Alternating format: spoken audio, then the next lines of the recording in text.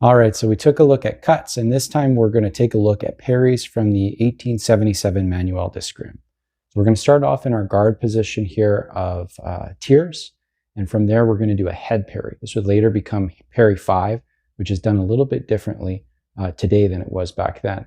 But essentially what you're doing is you're bringing the sword up to form a horizontal kind of barrier from an attack at the top of the head. So if he's attacking me straight down the top, all I'm going to do is intercept by bringing the strong of my sword over top of my head, and it just has to be a little bit above. So again, from here, all I do is bring it up.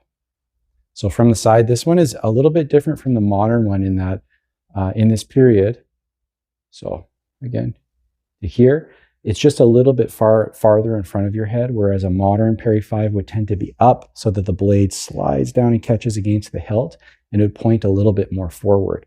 This one is pulled back. It's an older style. So you pull it back like this. So again, I'll demonstrate from the front, head parry, and from the side.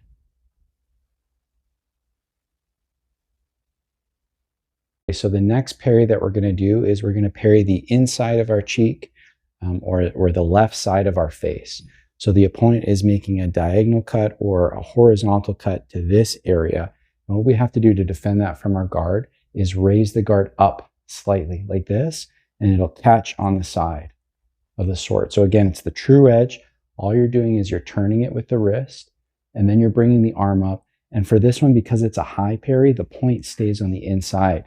Later on in the 1908, what you're going to see is that there's a low version of this, and this is cart parry. And the cart parry in the low version has the point pointing outwards. So again, it hits and acts as a ramp that guides it to the strong of your sword in the guard.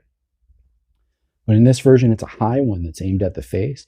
And so what you have to do is it'll, again, act like a ramp and it'll guide it down to the strong. So you get 2 points of contact against it.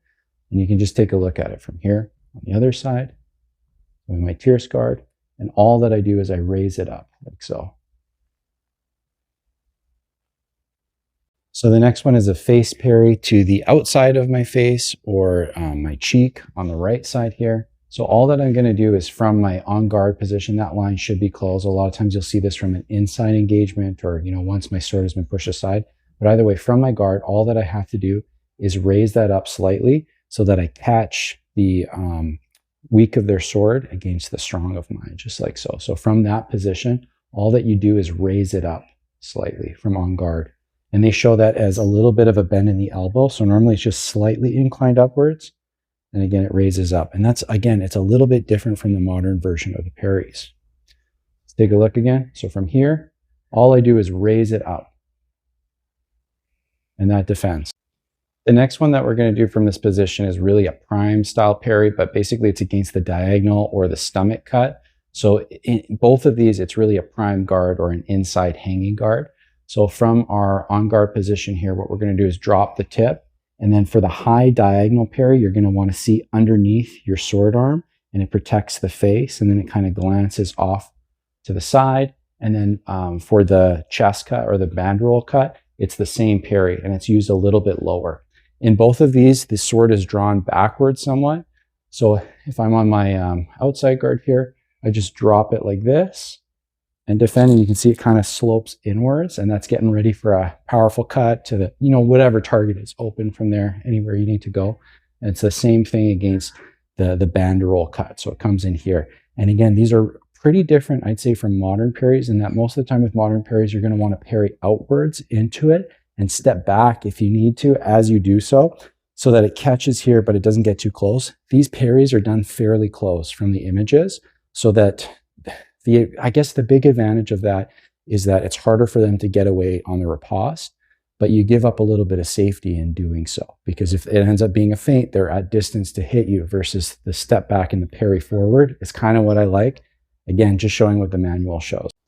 The next one we're going to take a look at is the flank parry. So the flank parry from our tierce guard is meant to defend underneath when somebody attacks there. And so what you're going to do is drop the blade. And this one's a little different in that the elbow and wrist are pretty bent. So it's not quite like a modern Sagan position, but it's bent and drawn inwards to defend the flank, just like so. And then from the side,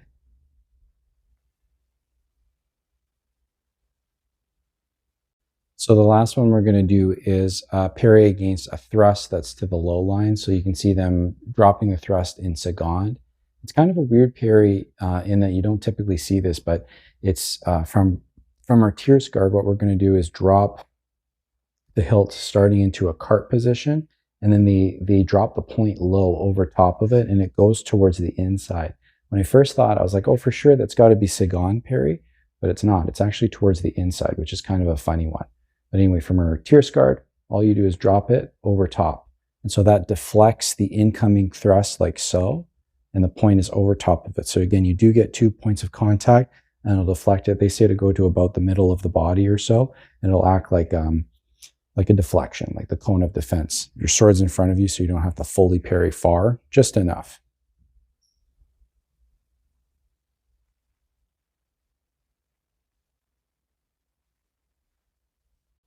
All right, so now that we've taken a look, breaking down the parries a little bit, we're going to take a look at some of the ripostes that they do. I like the way that they do this one. So from our on guard position, what we're going to do is parry head, and there the recommended riposte from here is either the flank, and so you do that with a semicircular disengage, so boom, pop, or you can also attack the stomach from there, just like so. So again, head parry, flank hit, or head parry, stomach cut. Again, from the side.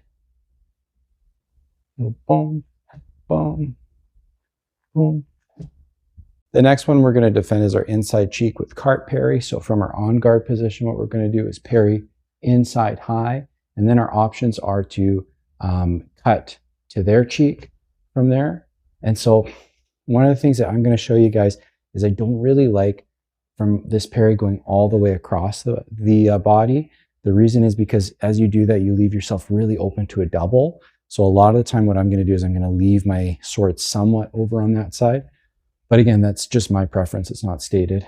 So from our outside guard here, parry, cut, or parry, flank. And both of those are excellent. Again, from here.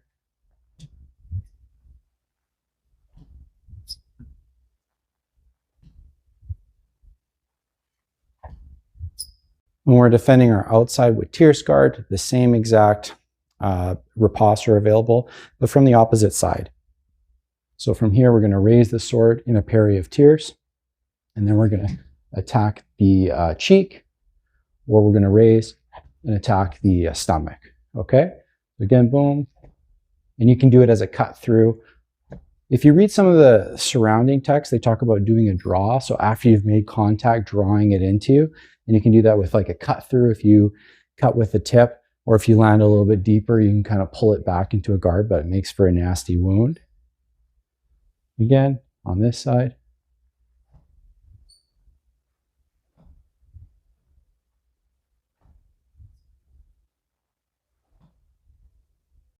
So the other parry we're going to take a look at is when we're defending a diagonal cut or to the face or to the chest. So it's like that inside prime parry, either high or low. And the ones that you can make from that really well are, so for my guard, I've parried and then I immediately cut at the top of the head, or I've parried and then I cut diagonally at it too. Okay, so those are kind of the options. We'll take a look again. So boom, or boom. Again, I'll do that on a lunge now too. So it's parry, cut, or parry, cut. Pretty good option. The next one is the flank parry. So I parry here as somebody attacks at my flank. And so my options are the opponent's face to the right, just like so. So I parry, cut to the right, or I parry and hit stomach afterwards. So again,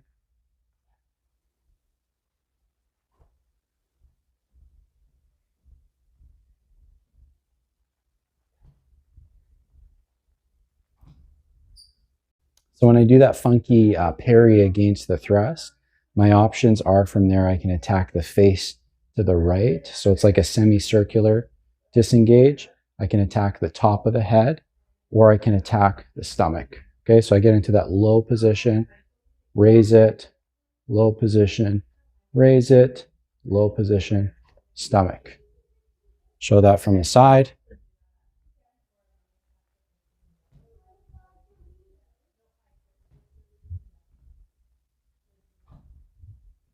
So again, I think it's easy to get caught up with these manuals and like trying to be precise and having matching cuts and matching parries.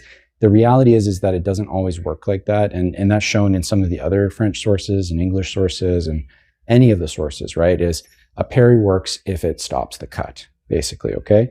So kind of when I'm doing my inside or cart parry, a lot of the time it can be up high, down low, anywhere it needs to be, and that cut is probably going to change. The basic idea is that I get the fort in the way and I basically build a barrier or a wall between me and the incoming attack.